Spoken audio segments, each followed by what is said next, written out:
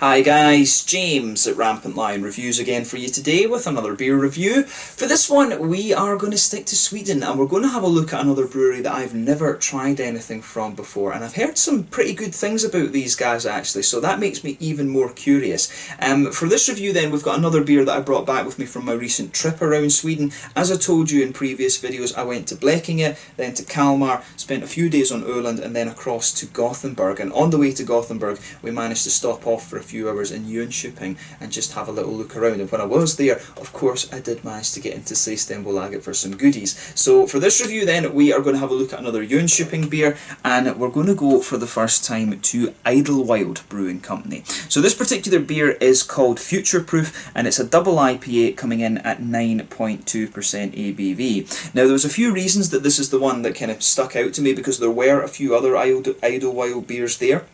This one, just from looking at the bottle, I could tell this looked a little bit more like a West Coast IPA, and it says on the side that it has Amarillo, Centennial and Simcoe in it, which seems to be a little bit more of a kind of old school hop mix, if you like. So that was another thing that made me think, yeah, this is going to be a West Coast IPA. And I mean, just look at the artwork as well, actually. That was what really attracted me to this one. I thought this beer was really kind of nicely presented and things like that. So hopefully this is a nice West Coast IPA. I've been missing my West Coast IPAs because everyone's doing the kind of hazy New England things these days. I've complained about that in a few of my videos. Not that I have anything against the New England IPAs, but I do miss there being a little bit of more bitterness and kind of malty sweetness and things like that. But as I say, I've heard some good things about this brewery, so hopefully this is another good beer, and I hope that you guys enjoy my take on it as well. It's always cool to introduce you guys to new Swedish breweries as well that I've not heard of before. There's something like 400 breweries in Sweden these days, so it's kind of difficult to keep up actually with everything that's going on. But yeah, looking forward to this one, and as I say, I hope you guys enjoy my take on it as well. So anyway, as is usual with my reviews then, I'll tell you a little bit about the brewery before we taste the beer. If you want to get straight to the tasting, just fast forward. All the usual links are in the description below.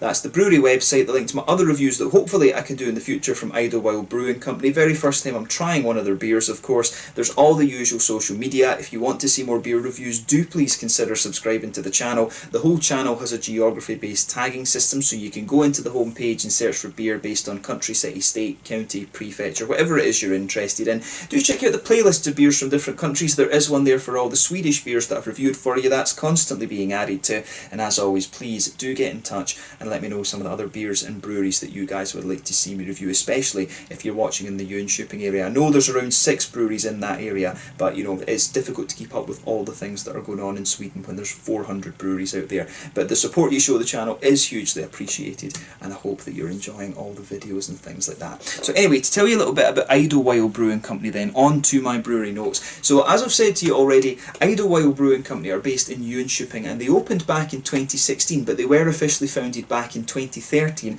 by Australian Damien Lindsley and Swedish partners Anders Löwenham and Fredrik Lager. So Damien is the main man behind running the brewery from what I understand, and he began homebrewing in Australia as a 20-year-old back in the 1980s. He's originally from Gold Coast, which is, if I'm remembering it correctly, that is the one that is a little bit south, to the south. Or is it? No, it's to the north, sorry, of Brisbane actually, in Queensland. I've got family who live in St George in Queensland, which is a lovely little place actually. But basically for a long time Jönköping didn't have its own brew pub, and Damien was very keen to kind of fill this gap, and he'd begun home brewing quite soon after moving to Sweden, and he just, you know, he decided that he wanted to go professional with this. So they opened up in 2016. In June of 2017 they got their beers into Systembolaget as well, and they also started their own mini beer festival, which was a means to kind of celebrate their first birthday, and I think they've continued that quite often. And this was a brewery, you'll notice at this little brew pub that they have, that there's a lot of events and things like that going on, so they do kind of try to centre beer around food and different events. But the Idlewild Beer Cafe, as it's known, can be found on the 10-Stick-on-Road area of Jönköping, and it's got a full on-site restaurant. They serve burgers, there's a few kind of desserts and things like that. The food actually looks pretty posh, but it does look quite good as well. But as of November 2019, when I'm filming this review for you, according to Untappd, these guys have produced 125 different beers. So they do have things that are released on, you know, en masse, if you like. En masse through Systembolaget that are available nationwide, and they've also got the kind of little beers and stuff like that they'll brew on the small batch and put through the pub and stuff like that. So if you go to the Idlewild Beer Cafe, you'll get some very unique things, but they do have kind of better known beers that are sold through Systembolaget as well. I'm not sure how widely distributed they are in the general Systembolaget stores, but from what I understand you can order these nationwide at the moment. So yeah, that's all I was really able to find out about Idlewild Brewing Company for the moment. If you want to learn more, of course, you can check out the brewery website. They do have a blog there, but usually, from what I saw, the blog is basically them posting the different events and things like that, and sometimes telling you about beer releases and stuff like that. But it seems to be a really nice little place. Unfortunately, when I was in Jönköping, it was about 1 o'clock. We were there from about, I think, 11 until about 12, or no, 11 till 1 or 2, something like that. And this place didn't open till 4. Otherwise, I would have gone and filmed one of my little out and about videos. But maybe that's something for the future. I might end up in Jönköping again at some point, and I'll make sure that if I go there, I do a little visit to Idlewild Brewing Company. So yeah, hopefully you can see an out and about video there at some point. But yeah, that's all you need to know. Check out all the links in the description below. You can check out the Facebook and Instagram to keep up to date with all the latest goings on at the brewery. They are fairly active in keeping that up to date, and you can also check out the Rate Beer and Untappd pages to see all the different beers and stuff that these guys have done. Like I said, 125 beers, and when these guys were only founded about 3 years ago, for a little brewery like this, that is pretty impressive, I have to say. But yeah, let's get on to the actual tasting of this beer itself then. So as you can see, the artwork on this one is really quite nice, I have to say. I was really impressed with this, and the other beers that they had in Systembolaget, the artwork was quite similar. It was just different colours on the bottle, but this one, as I say, it struck me because it looked like it was going to be a West Coast IPA. But there you can see the Idlewild Brewing Company symbol, very kind of modern type artwork on this. It says on the side here, in this Imperial IPA we've blended pale and crystal malts with mountains of Amarillo, Centennial, Columbus and Simcoe hops. This outrageously aromatic mashup creates a libation that will do more than stand up to the test of time. This is future proof. Best before the 9th of October 2020. So I think I got this bottle when it was pretty fresh, and it's been in my fridge for about about a week and a half or something like that when I'm filming this review. So yeah, there you can see also there is the address for Idlewild, 10 Steak Område, if I'm pronouncing that correctly. But yeah, plain bottle cap, as I said a minute ago. And yeah, without further ado, let's get this guy out and we'll get on with the tasting. The Future Proof, a 9.2% double IPA, Imperial IPA, however you want to term it. I thought it was going to explode there, but it's been okay. But yeah, from Idlewild in Jönköping, and I think technically that is still Småland as well, the historic province of Småland in southern Sweden. Just watching that the head on this one doesn't go too crazy. This beer is obviously bottle conditions, just going by how it is behaving, and I can tell you straight away from the aroma, this one is a West Coast IPA. You can smell that nice malt base in it. So yes, so as you can see, and as you would expect, this beer has poured a lovely kind of rich amber colour. If I shine the light up through this, you can see it does have that little bit of haze that you can expect. Some West Coast IPAs are quite clear, some of them do have a little bit of haze, but I can tell you that this beer, the aroma of this beer, just going by it, it's very nostalgic for me. One of my favourite beers back in the day when I was studying chemistry in Aberdeen, it was always the hardcore IPA from Brewdog. That was the one that really kind of got me in to these West Coast IPAs. And of course these days back home in Scotland you can get it in Tesco's as Mr. President. It's a beautiful beer, that.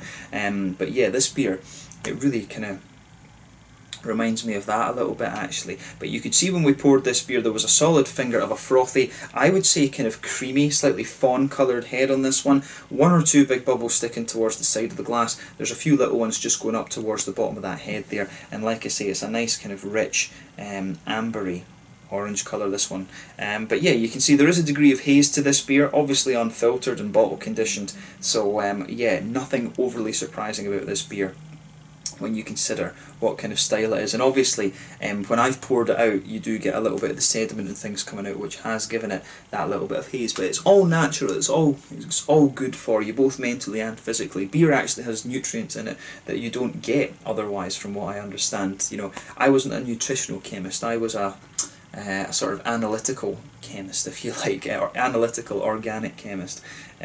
So yeah, interesting looking beer, this one. Nothing overly surprising about its appearance. So let's have a look at the aroma and just see how we get on then. Oh yeah, that's definitely a little bit of nostalgia with this beer. So lovely big juicy fruity hoppy notes coming out of this one straight away. So the hops in this one, as I mentioned earlier, is Amarillo, which is known as being a big orangey hop. Centennial, which is known for its sort of lemony, sherbety qualities. There's Columbus, which is usually a bittering hop. You know, it gives you a... It's got quite a distinctive kind of spicy floral aromaticity to it. This little fruit fly going around, it's annoying. But yeah, you've got the Columbus, usually the bittering hop, and then you've got Simcoe, which is known as a kind of lighter passion fruity hop. And these days it's kind of interesting because Amarillo seems to have been replaced a lot by Mosaic for orangey character, and likewise Simcoe seems to have been replaced by Galaxy. So this beer is a little bit more kind of old school in that sense to me. This, and just going from the aroma here, this is a beer that will take you back to like 2015 or something like that, the good old days of the West Coast IPAs and big bitterness. You know, as I say, I've got nothing against the New England IPAs, but everyone is brewing these days, and I think it's good to have, even within a sort of sub-style, you know, a particular style, even within IPA, you do want a bit of variety. You don't want it all to be about the haze craze and stuff like this, but the aroma of this beer comes across really nicely. I mean, the crystal malts are giving you this lovely kind of sweet biscuity quality. It's a little bit like McVitie's Digestive, but there is a stronger you know, a stronger caramel to this one as well. You can definitely pick up a little bit of that bready base, but the malt base for me in this beer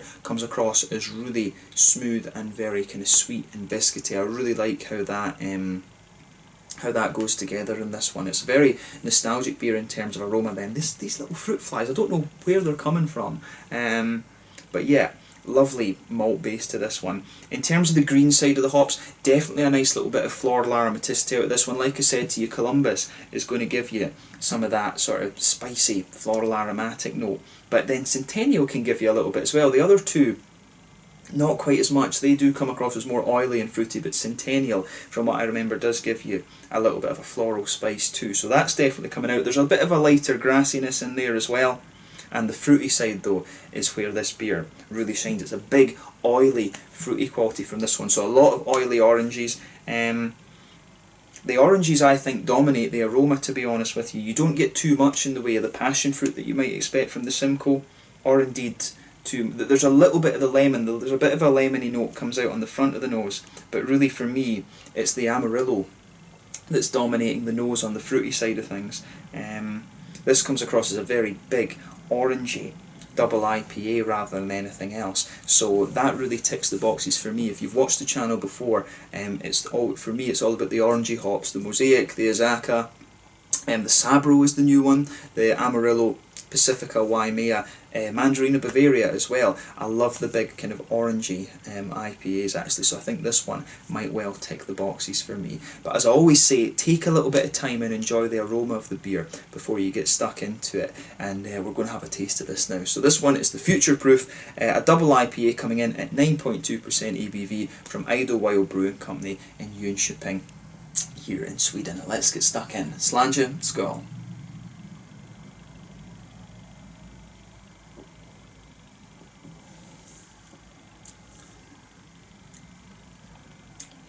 Oh yeah, that's pretty nice, I have to say. It's a little bit different to how I was thinking it would be in the aroma. It's a big oily West Coast IPA, this one. You get a good bit of a bitter hit out of this actually, I like that.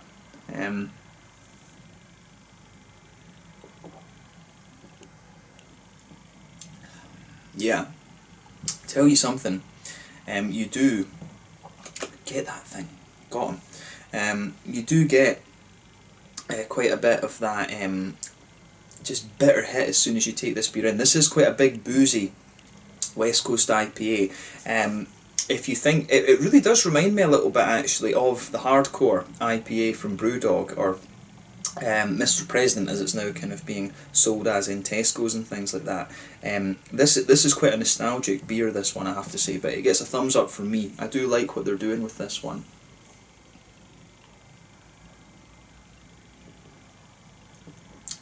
Yeah, really does take you back a few years, this one. So let's try and break the flavour of this beer down then. So straight away, in the middle of your palate, you're going to feel the kind of caramel and biscuity notes out of this. It comes across in the middle of the palate as very sweet, boozy and oily, which is quite nice.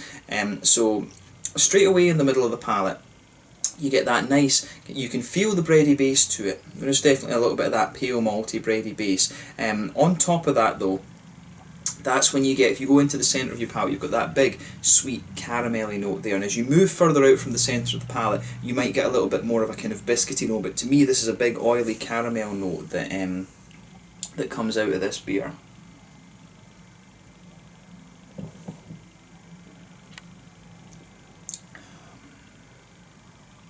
Yeah, that's it really is. I like how that malt base goes together. It gives the impression in the aroma that it's going to be a lot sweeter than it is, but it's actually very, it is a little bit more about how it kind of fits together rather than being too punchy and too oily in terms of the fruitiness and things. But I really like how this this whole thing goes together. I've repeated that a few times now. So yeah, a very classic West Coast malt base, not overly complex, just quite nice and straightforward. A little bit of a bready base, big kind of sweet caramel, boozy sweet caramel in the middle of the palate, and then as you move further out from it, it's got a little bit more of a kind of biscuity note to it. But it's not really got any woody undertones or anything like that. Quite often with these beers you can get a little bit of a woody undertone and things, which is interesting. But yes, very straight up in its malt base. On the hoppy side of things then, back corners of the palate, there's a teeny little bit of earthiness there. That'll be from the Columbus. In this case, Columbus can always give you a little bit of earthiness there too, but as you come further forward along the sides of the tongue, you definitely get that nice big floral aromaticity out of this beer, and this is quite a high IBU beer, and we'll talk about that later on though in the mouthfeel. This does have a good bitter bite to it, which again is what you expect from a West Coast IPA.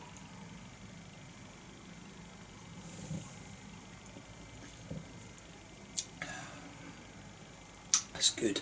It really is nostalgic. I love beers like this that just take you back to stuff you've had before. But yeah, you get that nice kind of spicy floral aromatic note on the front corners of your palate, and then round the very front curve of the tongue, it is just that little bit lighter and grassy. And as I always say, behind the front curve of the palate, that's where you get that oily bubble where the fruity, juicy esters start to push their way out of the beer. And yeah, you can pick up a little bit of the fruit complexity out of this one, which is nice.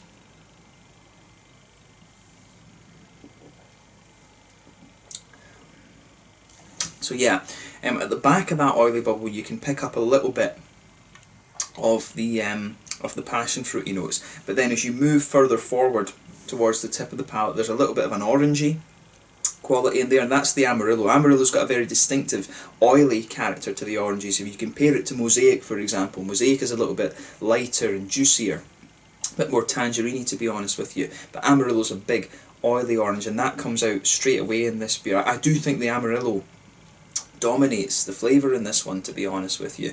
But then as you move further forward towards the tip of the palate, there is a little bit of a sort of lemon limey kind of quality, and that's the Centennial starting to come out of this one. It's a little bit more limey. I mean, if you want lime, normally you would use Equinaut or something, but the Centennial in this one, for me, it's coming out as a little bit more sort of limey, which is unusual. But yeah, a little bit of a lemon limey quality almost on the tip of your palate too. But overall, a really, really nice kind of interesting West Coast IPA, this one. It's I would say, compared to some of the other West Coast IPAs I've had, is that the more you drink of this beer, the more kind of bready it becomes. It does have a little bit more of the crystal malts are really giving you a big sort of bready character in this one, which is nice, and it does lean a little bit more towards the bready side of things. The more you drink of it, you can feel the breadiness sort of thickening up in this beer as you make your way through the bottle here. But overall, it's a really solid West Coast IPA, this one. Make no mistake, if you enjoy the style, for example, if you like the Sierra Nevada Torpedo, or you like if you did like the Brewdog, name's going right out of my head now, Hardcore IPA, if you like those kind of beers, this is one that's going to tick the boxes for you. It's a very sort of 2015, 2016 kind of beer, this one, but for me, that's what really makes it quite nice. So thumbs up to Idlewild Brewing for this one. Actually, it's a really nice beer. I should have mentioned that earlier. Actually, I think this beer, this brewery, is named after the band, because there is quite a popular band called Idlewild. I can't remember what genre they are, but I have heard of them. I'm of course into my god-hating metal and all of this kind of thing. But yeah, forgot to mention that earlier on. But yeah, in terms of the mouthfeel of this beer, then.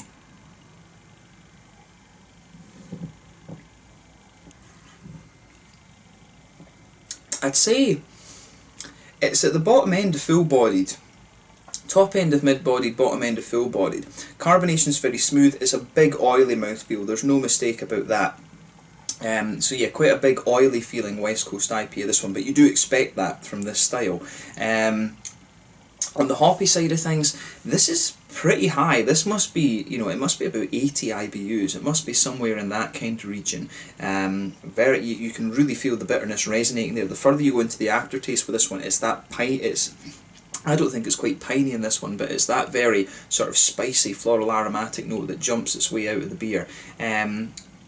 On the malt side of things, you've got a good balance between smoothness and sweetness there, but it does lean a little bit more towards the sweet side initially, then it becomes a bit smoother later on, and you've got a lovely big oily fruity character to this beer as well. So yeah, generally if you are a fan of the West Coast IPA, like I mentioned, Hardcore IPA or Sierra Nevada Torpedo, this is one that's going to tick the boxes for you. This is a really nice, quite classic take on this style, to be honest. So thumbs up to Idlewild Brewing Company for this one. I'd be curious to try the regular IPA as well. I forget the name of that one, but I'd be very curious to try the regular IPA and see how that turns out as well. So maybe that's something for the future actually, but for the moment this was a very cool beer to choose to introduce you guys to Idlewild Brewing Company. So we'll see how we get on in the future. Hopefully I can do a few more reviews from these guys, and like I said, I'd love to go and film a little out and about video there as well. So yeah, very nostalgic West Coast IPA, this one, and at 9.2% it is a little bit of a monster. You will get a wee bit of warmth out of this beer.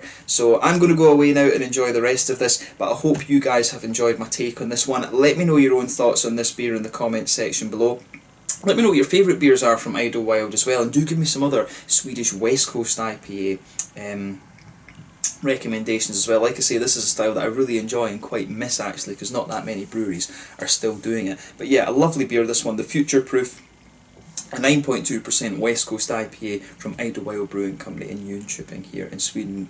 Check this beer out, see what you think of it, but I don't think you're going to be disappointed with this. This is a very solid beer, quite nostalgic as well at the same time. But yeah, once again, thank you for watching my beer reviews. Until the next time, please like, subscribe, share, all the usual YouTube stuff, and I will catch you guys very soon. The Future Proof West Coast IPA, 9.2% from Idlewild Brewing Company in Jönköping here in Sweden. Till the next time, it's Slange just now, and I'll catch you guys later. Slange, skål, cheers.